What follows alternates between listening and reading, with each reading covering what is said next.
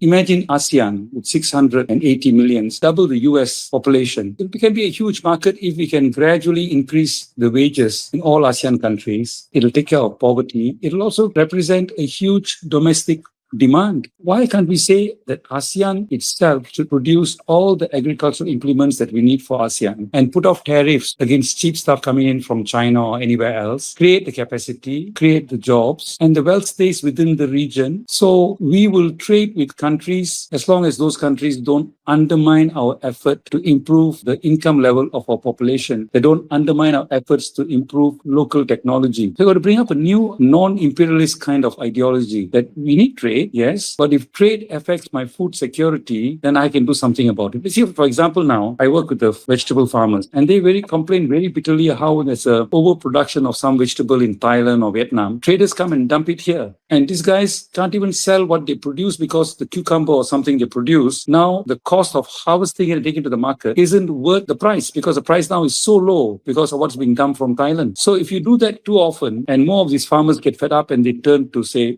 oil palm or something else, durians, then at a time when Thailand has a climate problem or there's a war, then our food becomes scarce and expensive. The ASEAN Free Trade Agreement, which now bans any tariff on food, apart from rice, everything else is banned. You say, no, we cannot do that. If your zero tariff affects my food production, and sorry, we cannot go along with that. Food production must be protected. See, like in Malaysia, we only produce about 55% of the rice we eat, and we import all the wheat that we need, but we only have about 600,000 hectares of agricultural land producing rice, whereas we have about almost 7 million hectares producing oil palm and rubber. Ridiculous. Only 1/10 of the land for cash crops is being used for rice, and we're not producing enough rice. So one of the arguments that ESM has put forward is we should ask the huge plantation companies, which incidentally are now owned by government-owned companies, government-linked companies, to use maybe 10% of their land holdings to produce caloric food, either rice or tubers. You can't produce wheat, but you can produce tapioca, various kinds of tubers, so that we can meet our caloric needs if there is a problem with wheat imports into Malaysia. We should create that capacity. What did the